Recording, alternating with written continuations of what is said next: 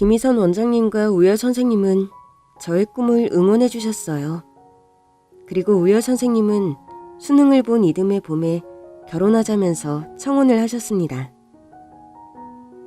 조이 씨, 만난 지 3개월 만에 결혼한 커플 봤어요? 아니요, 저는 아직 못 봤는데요. 우리가 해볼까요? 우리 결혼해요. 저는 전생에 나라를 구한 게 아니라 우주를 구한 게 아닐까요? 제가 뭐라고 저 훌륭한 분이 청혼을 하는 걸까요? 그때 처음으로 이 세상이 나를 위해 돌아가는 것 같다는 착각이 들었습니다.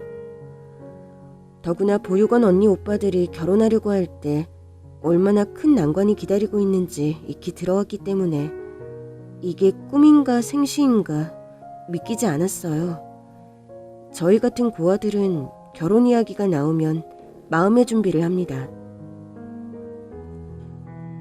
상대방의 부모님이 누구 아버지는 뭐 하시노? 하고 물으시면 어떻게 대답할지 생각만 해도 식은땀이 흐르거든요. 그래서 다들 연애는 그럭저럭 하는데 결혼 이야기만 나오면 주눅이 들어 맥을 못 춥니다. 실제로 아는 언니가 결혼하려고 할 때 시어머니 될 사람이 성경험 유무와 성병 유무를 알 수 있는 병원 진단서도 떼어오라고 했대요. 그런 모욕에도 불구하고 결혼했는데 남편이 술 먹고 폭행을 일삼는다고 했습니다. 언니는 애들이 자랄 때까지 최대한 참아보겠다고 했어요. 어떤 사람들은 부모가 없는 고아에게 함부로 대해도 된다고 생각하지만 그렇지 않은 분들도 많습니다. 바로 제 남자친구와 시어머니가 될 김희선 원장님처럼요. 두 분 모두 저를 있는 그대로 받아주시니 이런 행운이 어디 있겠어요? 감사하다는 말밖엔 안 나왔습니다. 부모에게 버림받은 저에게 꽁쳐둔 복이 늦게 터진 것 같았습니다. 그러면서도 한편으로는 찜찜했습니다. 아마 훈이가 했던 말 때문인 것 같아요. 야, 고아라고 취업하기도 어렵고 결혼하기도 쉽지 않은데 의사가 너랑 결혼하려고 한다는 게 말이 되냐? 원래 훌륭하신 분들이라고 몇 번을 말해. 넌 내가 그렇게 우습냐? 내 생각엔 뭔가 꿍꿍이가 있는 것 같아. 무슨 꿍꿍이? 뭐? 내가 가진 게 뭐가 있다고 무일푼의 고아를 왜 해? 그러니까 내가 곰곰이 생각해봤는데 너 말야 그 의사쌤한테 각막이 이쁘다, 나팔관 미인이다, 신장 능력 끝내준다 뭐 이런 말 들은 적 없어? 뭔 소리야 그게? 그러니까 네 몸에 있는 각막과 나팔관과 신장 같은 걸 원하는 게 아닐까 싶다. 네가 아니라. 이게 더 합리적이지 않냐? 야! 너 내 친구 맞아? 친구가 어떻게 이래? 너야말로 순진하게 그러지 말고 잘 생각해. 너 그 집에 놀러가면 진짜 조심해라. 음료수 함부로 받아먹지 말라고. 커피 한 잔 마셨는데 정신을 차리고 보니 신장이 없어졌어요. 이러지 말고. 야, 너 그렇게 말할 때마다 정뚝떨이야. 정남이 뚝뚝 떨어진다고. 정말 소름 끼쳐. 그 말 얼른 취소해. 인생은 본디 잔인한 농담이야. 웃기지 마. 훈이한테 내색은 안 했지만 실은 저도 어딘가 찜찜하고 불안했습니다. 그건 남자친구를 자주 만나지 못하는 것과 자기 집에 저를 데려가지 않는다는 거였어요. 자주 볼 수 없는 건 어쩔 수 없었죠. 의사 선생님이 돌봐야 할 환자가 어마무시하게 많잖아요. 안과 의사인데도 응급 환자가 많아서 어렵게 시간을 냈습니다. 그리고 선생님에겐 여동생이 하나 있는데 어머님이 임신했을 때 아버지가 돌아가셨다고 해요. 그러니까 유복자인 셈이죠. 그런데 여동생은 태어났을 때부터 건강에 이상이 생겨서 하반신 마비를 앓았고 지금도 휠체어 신세라고 했습니다. 집에서 휠체어를 타는 여동생이 있어서 불편할 거라면서 저한테 자꾸 미안하다는 거예요. 여동생이 장애인인 것이 왜 저한테 미안한 일인지 모르겠는데 자꾸 그렇게 말하길래 그게 왜 미안한 일이에요? 여동생 한번 만나보고 싶어요. 하면서 집에 한번 갔으면 하는 마음을 내비쳤는데도 말로만 그래 하고는 차일피일 미루기만 했습니다. 말로는 저를 좋아한다면서 정작 연인이 함께하는 날들, 일테면 사귄 지 100일 같은 기념일이라든가 크리스마스라든가 설 같은 명절에 만나주지 않았습니다. 말로는 병원 당직이거나 응급 상황이 생겨서 못 본다고 했지만 어쩐지 저를 피하는 기분이 들기도 했어요. 저 같은 고아들은 가족이 없는 사람이란 걸 매년 크리스마스와 명절에 확인하게 되거든요. 부모가 산타클로스 대신 선물을 주는 크리스마스나 고향집을 향해 민족의 대이동을 하는 명절, 가족이 없다는 걸 절감하며 여느 때보다 우울하고 힘이 듭니다. 남자친구와 사귀면서 이제는 나도 가족과 함께하는 크리스마스와 연말을 보내겠거니 했는데 아니었어요. 나 홀로 크리스마스를 보내고 나 홀로 연말을 났습니다. 남자친구는 절 초대하지 않았습니다. 그리고 설 연휴에도 마찬가지였어요. 그런데도 남자친구는 이상하게 결혼만큼은 서둘렀습니다. 만나면 결혼 준비 이야기만 할 정도였으니까요. 우리 결혼식은 호텔 괜찮지? 아니다. 혼주석이 비어있으면 곤란하려나? 사람들 시선 신경 쓰일까? 어때? 뭐 오빠 편한 대로 해요. 이건 엄마랑 한번 상의해볼게. 결혼하면 신혼집 말고 합가했으면 하는데 우리 엄마랑도 편하잖아. 네, 저는 상관없어요. 역시 자기도 얼른 우리 가족과 다 만나면 좋겠다. 제가 말은 안 해도 불편해하는 낌새를 눈치챘는지 남자친구가 드디어 여동생과 한번 보자고 하더군요. 상견례를 하자고요. 정식으로 시누이까지 참석해서 인사를 나눈다고 생각하니 이젠 정말 한 식구가 된 듯 설렜습니다. 저희는 고급 한정 식당에서 만났어요. 시어머니와 남자친구가 바쁜 와중에 시간을 내어준 것에 저는 감사할 따름이었죠. 그날 처음 보는 예비 시누이는 햇볕에 한 번도 그을린 적이 없는 것처럼 새하였습니다.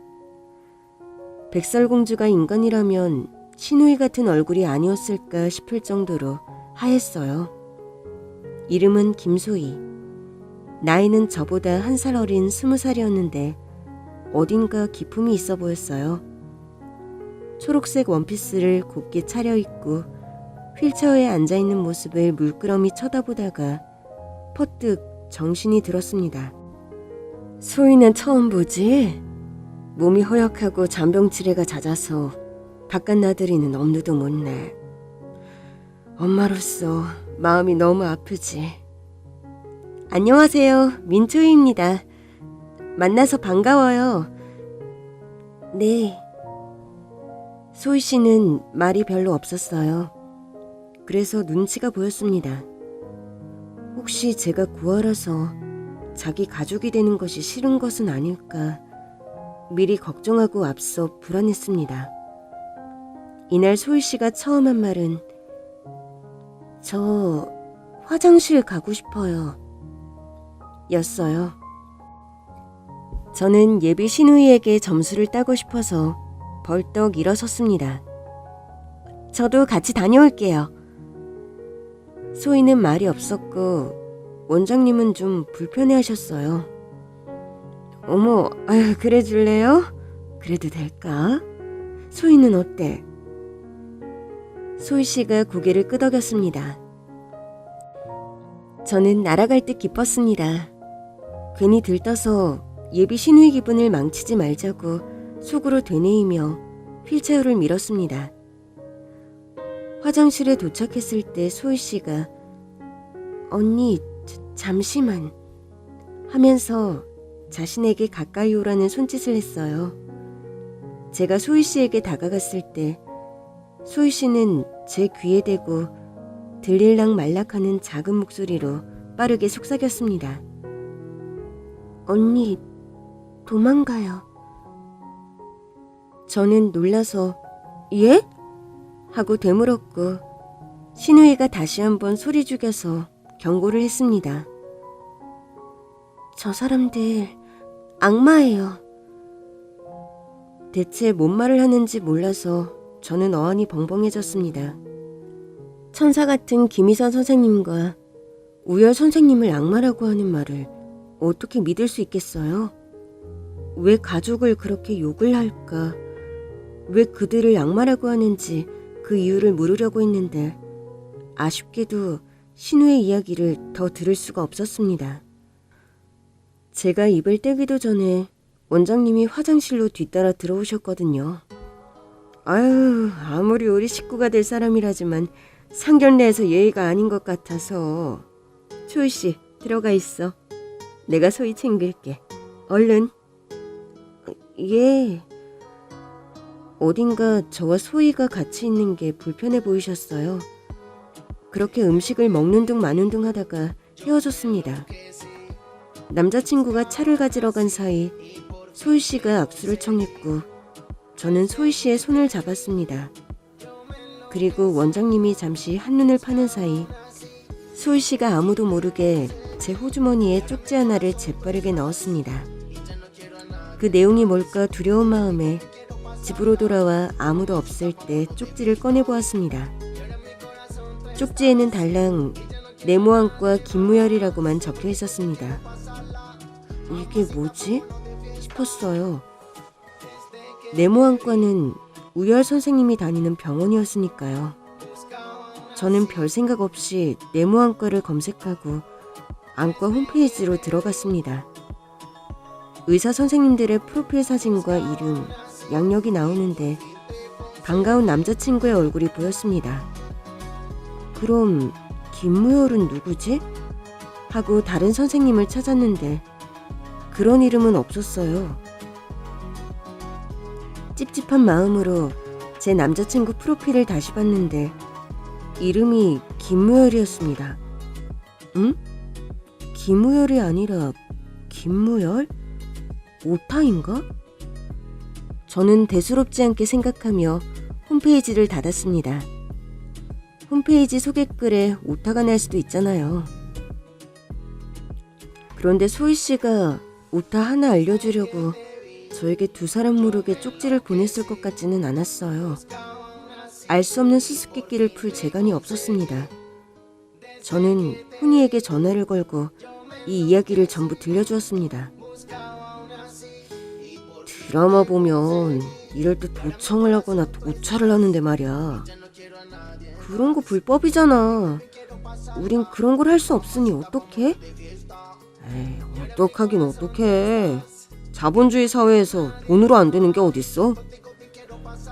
훈이가 흥신소탐정으로 일하는 아는 선배가 있다면서 그분에게 의뢰하자고 했고 저는 답답한 마음에 그분의 실력을 빌리기로 했습니다. 일주일의 시간이 필요하다고 했는데 그 일주일 동안 남자친구가 자꾸 혼인신고서에 도장을 찍으라고 해서 난감했어요. 결혼식 전에 혼인신고는 요즘 유행이라면서 저를 재촉하는데 하마터면 남자친구의 말에 홀려 사인을 할 뻔했네요. 하지만 일주일 뒤 탐정의 이야기를 들은 뒤에 사인을 해도 늦지 않을 테니 저는 조금만 더 시간을 달라는 말로 겨우 넘어갔습니다. 그리고 일주일 뒤 알게 된 놀라운 사실. 김무열 씨 쌍둥이 형 있는 거 알았어요? 김우열이라고. 예? 쌍둥이? 형이요? 김우열이 제 남자친구인데 김무열이 아니라? 그럴 리가요. 맞아요. 김우열 씨랑 사귀고 청혼도 받고 청첩장도 주문했어요. 아이고, 이 사람들 정말 인두겁을 쓰는 악마들이구만. 조이 씨가 사귄다는 김우열 씨 지적장애 1급 IQ 35도 안 되는 지지나예요. 혼자서는 아무것도 못하는데 어떻게 사람을 사귀고 결혼을 합니까? 아니에요. 아니에요. 제 남자친구는 의사 선생님이세요. 이래도 못 믿겠어요? 탐정 아저씨가 남자친구 집의 가족관계 증명서와 진짜 김우열 씨의 사진을 보여주었습니다. 남자친구와 비슷한 얼굴과 체형인데 동공에 초점이 없고 입을 해 벌리고 있는 사람이 진짜 김우열 씨라고 했어요. 말이 어눌한 정도가 아니라 아빠 엄마라고 부르지도 못하는 수준이던데 민철 씨 하마터면 사기 결혼 당할 뻔했어요. 사기 결혼이라뇨? 사기라니요. 탐정 아저씨가 조사한 남자친구네 집의 진실은 이러했습니다. 시어머니에게는 쌍둥이 아들 둘과 하반신 마비인 딸 하나가 있었습니다. 쌍둥이 아들 중 형은 지적장애를 앓아서 평생 다른 사람의 도움을 받아야 하는 처지였고 쌍둥이 동생은 영특하여 안과의가 되었습니다. 그런데 쌍둥이들이 성장하면서 장가갈 나이가 됐는데 바보 형에게 시집오겠다는 여자가 있을 리 없었죠. 시어머니는 똑똑하지만 사악했던 동생과 음흉하고도 흉측한 작전을 짰습니다. 동생이 형의 이름으로 형인 척 여자를 꼬셔서 결혼을 하고 첫날 밤에 신랑을 바꿔치기 하면 법적으로 혼인관계인 그 여자가 어쩌겠냐는 거죠. 그래서 집안이 좋거나 머리가 좋은 여자는 일단 거르고 저처럼 부모 없는 고하거나 멍청한 여자를 찾았던 거예요. 가스라이팅으로 도망가지 않게 잡아둘 수 있을 거라고요. 어떻게 그런 일이 가능할까 싶으시죠? 그런데 실제로 저처럼 당한 여자들이 2명이나 더 있었어요. 첫 번째 신부는 첫날 밤에 갑자기 바보가 돼버린 신랑을 보고 너무 기겁해서 뒷걸음질 치다가 그만 계단에서 굴러 세상을 떠났고요. 두 번째 신부는 도망치려고 했지만 뜻대로 되지 않아서 결혼한 지 일주일 만에 극단적인 선택을 했다고 합니다. 두 신부의 죽음은 명백한 사고사에 타살이 아니었기에 진실은 소리 소문 없이 조용히 묻히고 세월에 잊혀졌다고 했어요.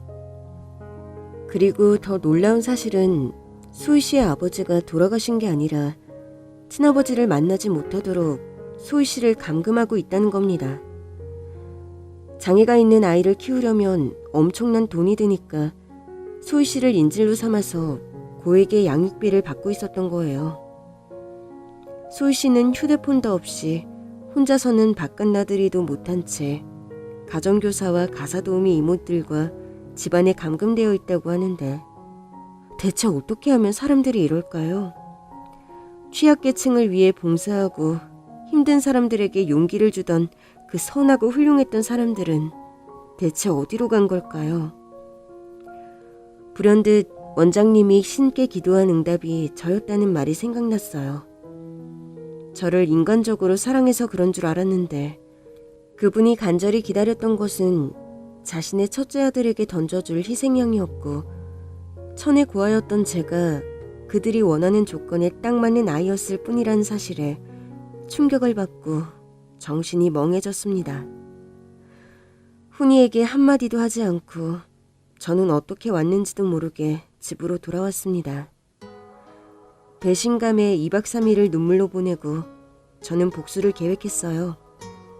당장 파혼하고 두 사람 얼굴은 꼴도 보기 싫었지만 그런다고 정의가 실현되는 건 아니잖아요.